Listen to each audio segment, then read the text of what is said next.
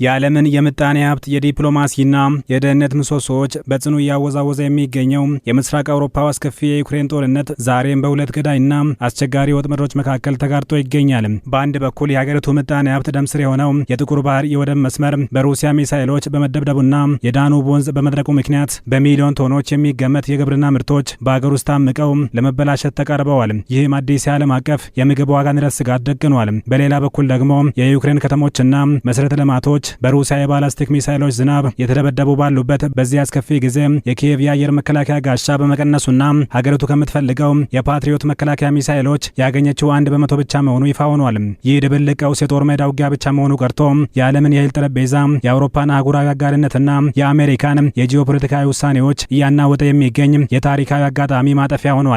የዩክሬኑ ፕሬዝዳንት ዘለንስኪ ለዓለም አቀፍ መገናኛ ብዙሃን በሰጡት ይፋዊ መግለጫ አሜሪካ በእጇ ከሚገኘው የፓትሪዮት ክምችት ውስጥ 10% ብትሸጥልን የሩሲያን ሚሳኤሎች በሙሉ እናከሽፋለን፣ 5% ብትሸጥልን ደግሞ ከፊታችን ያለውን አስከፊ ክረምት በደህና እንሻገራለን፣ እኛ ግን አሁን ያለን 1% ብቻ ነው ሲሉ የሀገራቸውን የህልውና ውጊያ ገልጸዋል። ዩክሬን በዓለም አቀፍ ደረጃ ግዙፍ ከሆኑ የግብርና ምርት አቅራቢዎች አንዷ ስትሆን በተለይም በስንዴ በበቆሎና በሱፍ አበባ ዘይት ኤክስፖርት ላይ የታወቀች ሀገር መሆኗ ይነገራል። በወደቦቿ በኩል የሚደረገው የባህር መንገድ ደግሞ ከጦርነቱ በፊት ከጠቅላላ የግብርና ወጪ ንግዷ ከ90% በላይ የሚሆነውን ያስተናግድ እንደነበር ይገለጻል። ሆኖም ግን አሁን ላይ የሚወጡ መረጃዎች እንደሚያመለክቱት ይህ ወሳኝ የኤክስፖርት መስመር ሙሉ በሙሉ በሚባል ደረጃ ታፍኖ ይገኛል። የዩክሬን የግብርና ሚኒስትር ታራስ ቪሶትስኪ ይፋ እንዳደረጉት በነሐሴ ወር የመጀመሪያዎቹ 9 ቀናት ውስጥ ዩክሬን ወደ ውጭ መላክ የቻለችው 462,000 ሜትሪክ ቶን እህል ብቻ ነው። ይህ አሃዝ ሀገሪቱ ከዚህ ቀደም ከምትልካው መጠን 1/3 ያህሉ ብቻ ሲሆን የታቀደው የአዲስ ሰብል ምርት እስከ ዳር ድረስ በሚሰበሰብበት ወቅት የሀገሪቱ የእህል ማከማቻዎችና መጋዘኖች በሙሉ አቅማቸው ሞልተው ምርቱ ሜዳ ላይ ሊበላሽ እንደሚችል ማስጠንቀቂያ ሰጥተዋል።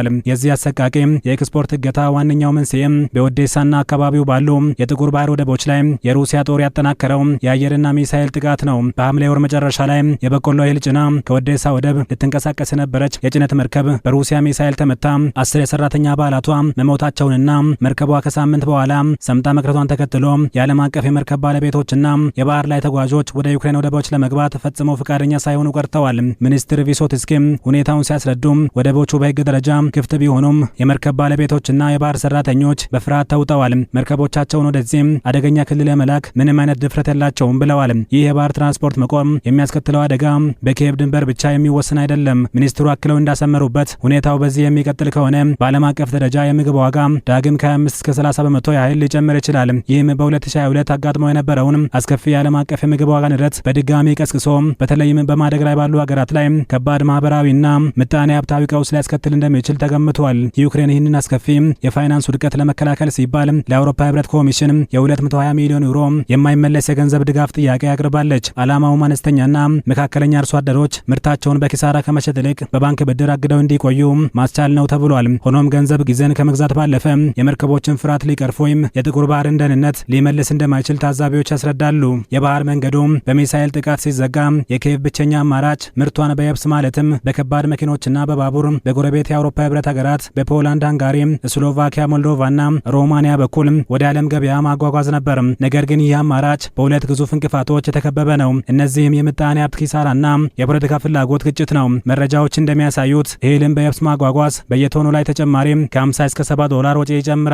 በፈረንጆቹ 2022 የዓለም የእህል ዋጋ በከፍተኛ ደረጃ በጨመረበት ወቅት ላኪዎች ይህንን ተጨማሪ ወጪ ችለውት የነበረ ቢሆንም በዛሬው ዝቅተኛው የገበያ ዋጋ ግን በየብስ መላክ ፍጹም አትራፊ አይደለም። በሌላ በኩል በሮማኒያ በኩል የሚያልፈው ዋናው የውሃ መስመር የዳኑብ ወንዝ በመድረቁ ምክንያት የኮንስታንታ ወደብ የሚያስተናግደው የጭነት መጠን በከፍተኛ ሁኔታ ቀንሷል። ከወጪው በላይ አሁን ለኪየቭ ትልቁ ፈተና የፖላንድ፣ የሃንጋሪና የስሎቫኪያ መንግስታት በሀገራቸው አርሶ አደሮች ተቃውሞ ምክንያት የዩክሬን እህል ወደ ሀገራቸው እንዳይገባ የጣሉት እገዳ ነው። እንደ አውሮፓውያኑ የዘመን ቀመር በ2023 እና በ2024 የፖላንድ አርሶ አደሮች የድንበር መስመሮችን በመዝጋት በኪየቭና በዋርሶ መካከል የነበረውን አጋርነት ፈተና ውስጥ ጥለውት ነበር። አርሶ አደሮቹ እንደሚሉት በሀገራችን አልፎ ወደ ሶስተኛ ሀገር ይሄዳል የተባለው የዩክሬን ርካሽ እህል በህገወጥ መንገድ የሀገር ውስጥ ገበያን በማጥለቅለቅ የአካባቢውን የገበያ ሁኔታ ቀይሮታል።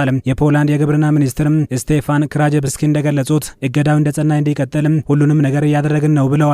የፖላንድ የትራንዚት ድርጅቶችና የአርሶ አደር መሪዎች የትራንዚት ዋስትናውን ጨርሶ እንደማያምኑትና ሰነዶች ወደ ቼክ ሪፐብሊክና ሊቱዌኒያ ሀገር እየሄዱ እህሉ ግን በፖላንድ እንደሚቀር ይናገራሉ። ዩክሬን በበኩሏ ለአውሮፓ ህብረት ገበያ የምታቀርበውን የስንዴ መጠን በዓመት 1.3 ሚሊዮን ቶን የሚገድብ ኮታ እንዳላትና ዓላማዋም እህሏን ማሳለፍ እንጂ የአውሮፓን ገበያ መሙላት እንዳልሆነ ብታስረዳም የአውሮፓ ሀገራት የሀገር ውስጥ ፖለቲካና የአርሶ አደሮች ድምፅ የኪየቭን ኤክስፖርት ተስፋ ዘግተውታል የተባለ ነው። እህል በመጋዘን ውስጥ ታስሮ የምጣኔ ሀብት ደም ስሯ በታፈነበት በዚህ ወቅት የዩክሬን ወታደራዊና የህዝብ ደህንነት በሰማይ ላይ በሚሳኤል አደጋ ላይ ይገኛል። የዩክሬኑ ፕሬዝዳንት ዜሌንስኪ ከሲኤንኤን ጋር ባደረጉት ቃለ መጠይቅ ሀገራቸው ካጋጠማት እጅግ አስከፊ የአየር መከላከያ ሚሳኤል እጥረት ጋር እየታገለች መሆኑን ይፋ አድርገዋል። የፈረንጆቹ 2026 ከገባ ወዲህ ዩክሬን በእጇ የሚገኘው የፓትሪዮት ሚሳኤል መከላከያዎች መጠን ከ2025 አንጻር በሁለት እጥፍ ተኩል ቀንሷል። ሩሲያ በአንጻሩ በወር የምታስወነጭፈው የባላስቲክ ሚሳኤል መጠን በእጥፍ ጨምሯል።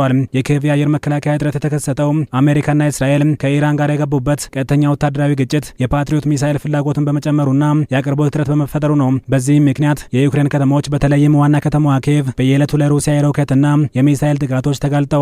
የዩክሬኑ ፕሬዝዳንት በየዕለቱ በሚያደርጓቸው ምስጢራዊ የሆኑ የስልክ ጥሪዎችና ዲፕሎማሲያዊ ድርድሮች ሚሳኤሎችን ለማግኘት እንደሚታገሉ ገልጸው የትራምፕ መንግስት ኪየቭ የፓትሪዮት ሚሳኤሎችን በሀገሯ ውስጥ እንድታመርት ፍቃድ ለመስጠት የገባው ቃል አሁንም ወደ ተግባር ለመቀየሩን ገልጸዋል። የዩክሬኑ ቀውስ አሁን ላይ ከሁለት ሀገራት ወታደራዊ ግጭት አልፎ የዓለም አቀፍ ደህንነት ፈተና ሆኗል። ፕሬዝዳንት ዜሌንስኪ እንደሚሉት የሩሲያው ፕሬዝዳንት ቭላዲሚር ፑቲን ጦርነቱን ግዛት በመያዝ ብቻ ለማቆም ፍላጎት የላቸውም። ተንታኞች እንደሚሉት ዩክሬን ከተሸነፈች ወይም በቂ የደህንነት ዋስትና ሳይሰጣት ለሰላም በላይ እጅ ከሰጠች ፑቲን ከጥቂት ዓመታት ረፍት በኋላ አቅሙን አደራጅቶ ዳግም ሊወራት ይችላል። እንዲያውም ፑቲን የኔቶ አባል የሆኑትን እንደ ኤስቶኒያ፣ ላትቪያና ሊቱዌኒያ ያሉ ትንሾችን የባልቲክ ሀገራት በመውረር የኔቶን አንድነትና የጋራ መከላከያ አንቀጽ 5ን ሊፈትን እንደሚችል አውሮፓውያንና አሜሪካውያን የደህንነት ተቋማት ስጋታቸውን ይገልጻሉ። ሩሲያ ስለ ሰላም ንግግር የምታነሳው የመሬት ይዞታን መሰረት አድርጋ ብቻ በመሆኑ ለወደፊቱ ዳግም ላለመውረሯ ዋስትና ባለመኖሩ የሰላም ሂደቱ ውጥረት ውስጥ ገብቷል። የአሜሪካው ፕሬዝዳንት ዶናልድ ትራምፕ በሰላም ሂደቱ ላይ ንቁ ተሳትፎ እንዲያደርጉ ኪየቭ ብትፈልግም አሜሪካ በሩሲያ ላይ የምታደርገው ጫና አሁንም በቂ እንዳልሆነ የኪየቭ ባለስልጣናት ይናገራሉ። በአንድ በኩል የዩክሬን አርሶ አደሮች የሚያመርቱት እህል በጥቁር ባህር ሚሳኤሎችና በአውሮፓ ህብረት የፖለቲካ አጥር ታፍኖ ሲቀር፣ በሌላ በኩል ደግሞ በዝቅተኛ የኑሮ ደረጃ በሚኖሩ የዓለም ክፍሎች የሚገኙ በሚሊዮኖች የሚቆጠሩ ህዝቦች በምግብ ዋጋ ንረት ሊንገላቱ ተቃርበዋል ሲሉ ተንታኞች ስጋታቸውን ይገልጻሉ። የዩክሬን ህዝብ የአየር መከላከያ ሚሳኤል እጥረት እያጋጠመው የሚሳኤል ደመና ስር ለመቆየት ተገዷል። የጥቁር ባህር መዘጋት የዓለምን የምግብ ጠረጴዛ ለፈተና ሲዳርገው፣ የፓትሪዮት ሚሳኤሎች እጥረት ደግሞ የአውሮፓንና የዓለምን የወደፊት የደህንነት መዋቅር አደጋ ላይ ጥሎታል። ኪየቭ ከዚህ ድብልቅ ቀውስ መውጣት የምትችለው የጥቁር ባህር የባህር መንገድ ሰላሙ ተጠብቆ እህሏ ለዓለም ገበያ ሲደርስና የሰማይ ጋሻዋ በበቂ ሁኔታ ሲገነባ ብቻ እንደሆነ ተንታኞች ይናገራሉ።